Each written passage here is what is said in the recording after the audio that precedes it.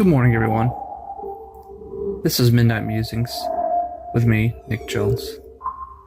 And I'm here to walk you through the stream of consciousness that we find ourselves in whenever we lay down, close our eyes, find ourselves thinking about the day, processing our emotions and our thoughts, seeing them come in, saying hello, and watch them leave.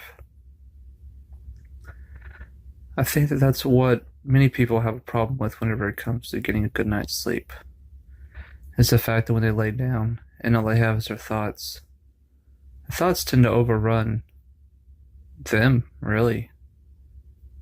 Thoughts of everything that had happened in the day, thoughts of the past, thoughts of the future. All these thoughts are bombarding our minds as we lay in bed and close our eyes. We try not to think about them, but sometimes these thoughts are so powerful that we try to process them instead of letting them go. I like to think about thoughts that we come in contact with while we're in bed as people. People come and go in our lives, and when a thought comes into the picture, it introduces itself. It says, "Hello, I'm a thought." And you wave back, acknowledging that the thought is there. Now the question is, at this point in time, when you're vulnerable to letting your mind wander, what do you do with this thought that you've just been introduced to? You know you need to sleep, and you know you need to clear your mind so you can go to sleep peacefully. But there's a thought there. What do you do with that thought? You don't want to necessarily ignore the thought. Have you ever tried to ignore a person that didn't want to be ignored? They tend to get more persistent the more you ignore them. So the thought introduces itself. You wave back, acknowledging that the thought is there. Hello, thought. Now what? Awkward silence between you and the thought. You don't really want to try to talk to that thought or process that thought because you're trying to go to sleep. And if you initiate conversation with that thought, chances are it's going to end up being a long conversation that will certainly hinder you from getting a good night's rest. So, you say hi to the thought, but you keep walking. You keep walking past the thought, not necessarily ignoring it, acknowledging that the thought's there, but not staying put and talking to the thought, passing past the thought. You'll come back to that thought eventually when you wake up the next day, because chances are it's a thought that needs to be thought about, but not right now. Processing thoughts like that, it's all about timing. And the fact is that it's not very good to try to process a lot of thoughts when you're trying to sleep, because you don't have conversations while you sleep. That's not how it works. If someone's trying to talk to you while you're trying to sleep, you use your tone to be quiet, right? That's the same concept here. You acknowledge a thought, you say hello, but you have to keep moving. You can come back to that thought when you wake up, when it's an appropriate time. It's just like with people. If you don't have time to stop and talk to someone who introduces himself, you say hello, you be polite, but you move on. You don't burn the bridges, because who knows? You might need to talk to that thought again, just like you might need to talk to a person. Now, of course, there are exceptions to that rule. We don't like to focus too much on negative thoughts, so in that case, maybe burning that bridge is a good idea. But most thoughts aren't necessarily positive or negative, they're just thoughts that want to be heard. They're just people that want to be acknowledged. So acknowledge the thought, but let it go. And we keep on moving. Keep on letting these thoughts in and out. That's the stream of consciousness. It's in and out. I had a very interesting day today. I was able to get out of the office for a while, and I was able to go to dinner at a restaurant here. It was a South African restaurant, as a matter of fact, which is very interesting because it's the first time I've ever been introduced to South African cuisine.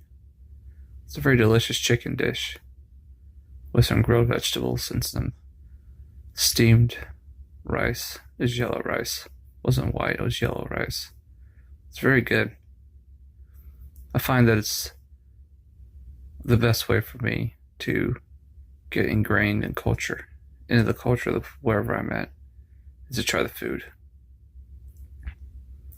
Because much like music, passion is poured into food, especially those who take pride in cooking local cuisine. They see it as an art form, which I can respect. So you find a restaurant that cooks a local cuisine, and you see the cook, the chef, making the dish. You know that he's putting everything he's got into it, he or she. And then you try it,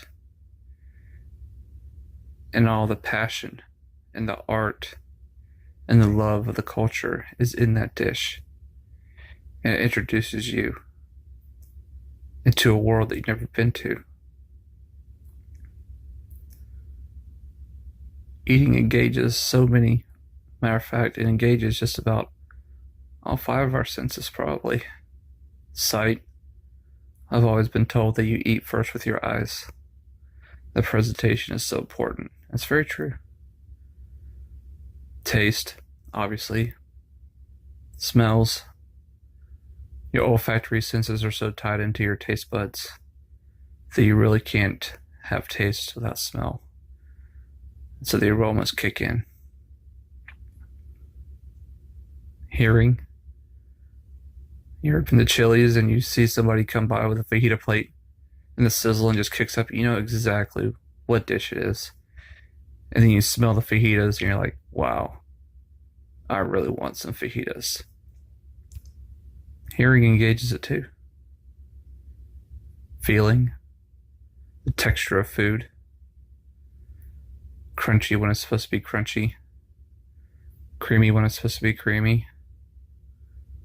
Oh, those things are so very important when it comes to cooking food. And so there you have all 5 senses, if I counted correctly, engaged in the participation of an art form of a culture.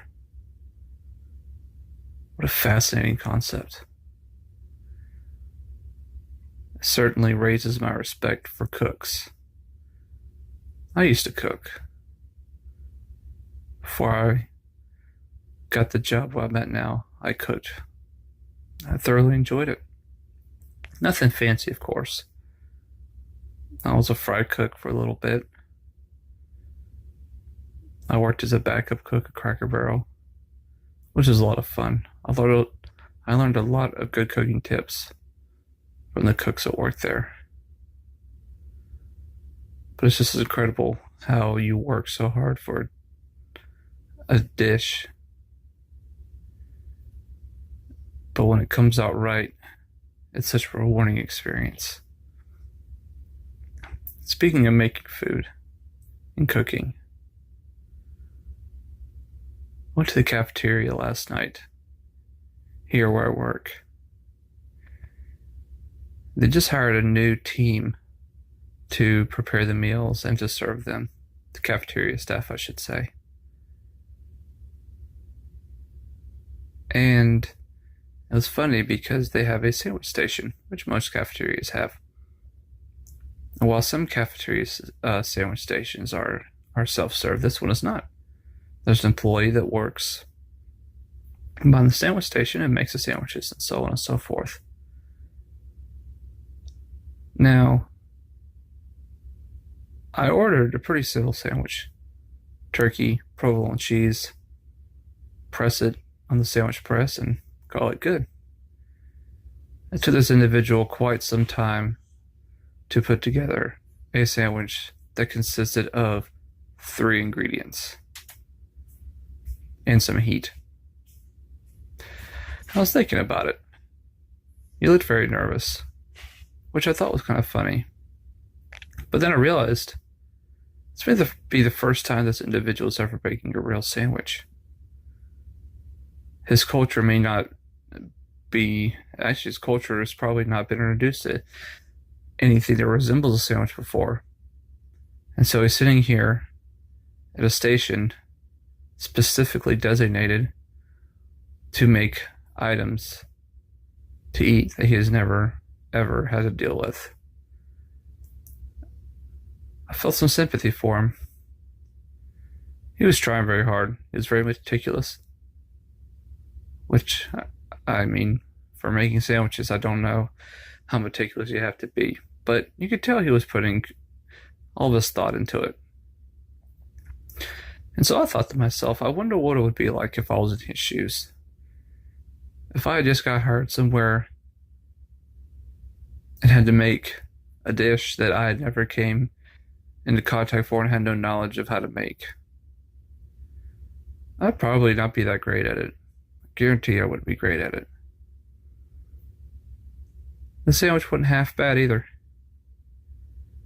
It's perfectly toasted. I was pretty pleased. Speaking of sandwiches, provolone cheese. Is there not a better cheese than provolone cheese? That's a perfect melting ratio, and it certainly goes great with cold cuts. Although I gotta say mozzarella is pretty good too. Mozzarella is just, yeah, it may be a pretty big toss-up between mozzarella and provolone. Then again, both of those cheeses, if I remember correctly, have a pretty low milk fat content. It's not like cheddar, which tends to be greasy when you melt it. Mozzarella and provolone, not so much. Thoughts go in and out like a stream. Like a stream. I think overall, that when it comes to these episodes of Midnight Musings, it's important to realize that these are not going to be long episodes. Because as I mentioned, the purpose of these episodes is to try to help an individual sleep by allowing their minds to focus on things that are not hard to focus on.